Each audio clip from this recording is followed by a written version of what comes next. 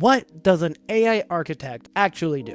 I want to break down one of the most hyped, most misunderstood, and honestly, one of the highest paying roles out there, the AI architect. Now, AI is the biggest buzzword on the planet, but figuring out how to actually integrate these models into real production-ready software, that's a completely different beat. Now, it's really been my main focus lately, whether I'm leading engineering teams or building my own products like Safety Kit or EchoCart Plug. Figuring out how to get the most out of AI is something a lot of companies want, but they can't figure out how, which is why this role exists. So by the end of this video, you'll know what an AI architect actually does, how much they make, how to become one, the tools, the certifications that matter, and whether this is the right role for you. Let's get into it. Let's talk about why this role even exists. Understanding the problem is how you understand the job. Now, a lot of people think you just hit OpenAI's API and boom, you got an AI app. But the reality is very different. Testing model output so it actually works for your users, getting company private data insecurely, watching costs so you don't go broke. If you guys were to see my Perplexity bill, you would be ashamed. And keeping the system from hallucinating in production, that's the actual job. Now, the AI architect owns three core pieces. One, model selection and orchestration. That's just fancy talk of saying picking the right brain for the right job and connecting it to your data. Two, infrastructure and data pipeline, getting the right context to the model at the right time. And three, which often gets overlooked, security and governance, protecting data privacy and keeping you compliant. So let me just walk you through what this looks like in the wild. Your team gets told, add an AI feature to the app. Cool, now what?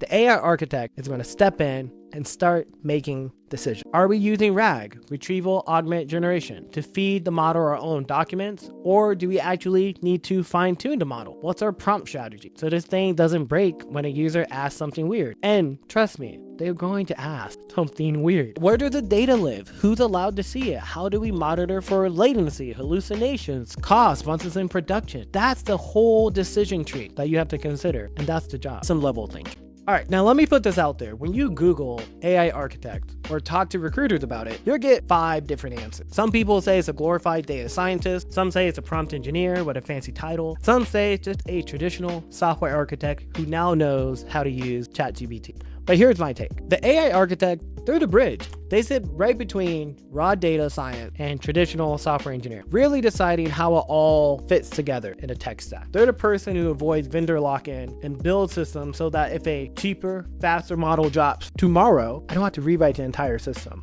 Which is another reason on this channel, you'll always hear me say, I love model agnostic tools. All right, let's talk about what everyone actually clicked this thumbnail for. In the US right now, AI architects are getting paid a premium. Basically a salary anywhere from $180,000 to $250,000 at a mid-sized company. So you could do pretty well as an architect. Now, it always depends on where you work, guys, because if you're a FANG or a serious AI forward enterprise company, your total comp is going to be your base plus bonus plus stock. That can land you anywhere from $300,000 to $500,000. Principal level AI architects at the top players are clearing $600,000 plus once equity kicks in. Now, the reason the pay is this aggressive is simple. Companies know they're behind on AI. They know bad AI decisions are costing millions, and there's not a lot of people who can actually make those calls. Supply is low, demand is insane. So how do you actually get this role? Most AI architects come from one of 3 backgrounds. Senior software engineers who started going deep on AI integration, machine learning engineers who learn how to scale and ship, not just train models, or you're a traditional solution architect who pivoted hard into AI over the last 2 years. What you almost never see is someone jumping straight from a boot camp or prompt engineering course into this role. You can't architect a system you never had to debug at 2 a.m. Now, if this is where you want to end up, here's the path. Get deep on one engineering area first. Backend, data, cloud, fronted, whatever. Then start shipping AI features in production, not in notebooks. Volunteer to own ugly cross-team AI projects that nobody wants, and that's usually where you actually learn the trade-off. Now, let's get specific about the stack. You need solid fundamentals in distributed systems, API design, and data pipeline. You also need to understand how LLMs actually work under the hood, tokens, context windows, embeddings, vector databases, and you need to know the difference between RAG, fine-tuning, and prompt engineering, and when to use each. And you need cloud depth in at least one platform, AWS, GCP, Azure, just one though. On the tool side, this is what lives on every AI AI architect screen. For foundational models, OpenAI, Anthropic, Claude, open source like Llama or Mistral. And for orchestration, LangChain and Llama Index are the dominant ones. And for vector stores, Pinecone, Weaviate, pgvector, all good options. For observability on AI specifically, LangFuse or Arise for your day-to-day coding, Claude Code, Cursor, GitHub Copilot. If you're not using AI to build AI systems, you're really moving too slow. And then the standard cloud tooling, Terraform for infrastructure, Datadog for cloud native, equivalent for monitoring or New Relic or whatever tool is available to you. On the soft skill side,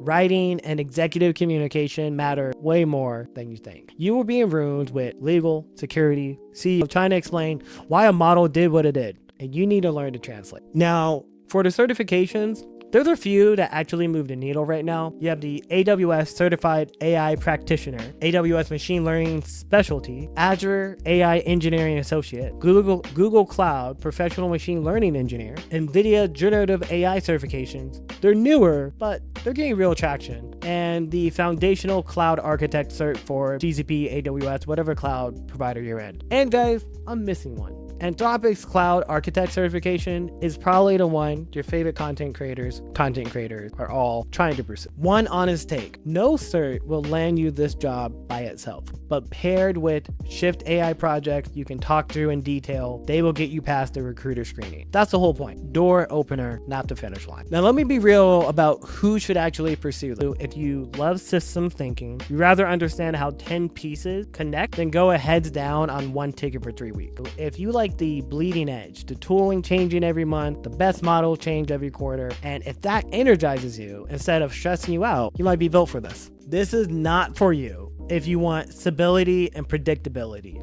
This role is chaos right now. The stack you pick today might be outdated in 6 months, and if that bothers you, stay in a more mature role and let the AI architect thing settle in a couple weeks. A few things that can give you a real edge. 1, ship something real. A RAG app that searches your own notes, an agent that does your email triage, whatever. Just make sure it's running in production and you can explain every trade-off you made. 2, write about what you built. A blog post or even a LinkedIn breakdown showing how you chose your model, your vector store, your guardrails. It's worth way more than any certification out there. Get fluent in cost and security. Most engineers ignore both. Trust me, I know. AI architects who talk about cost per query and data governance in the same breath, those are the ones who usually get hired. So to recap everything we've covered, an AI architect is the bridge between data science and traditional engineering. They pick models, design infrastructure, own security and cost, and they make sure the whole thing actually works in production. The pay is strong, tooling chaotic, and the people who win in this role are the ones who can ship, communicate, and stay curious while the stack changes under their feet. What did I miss?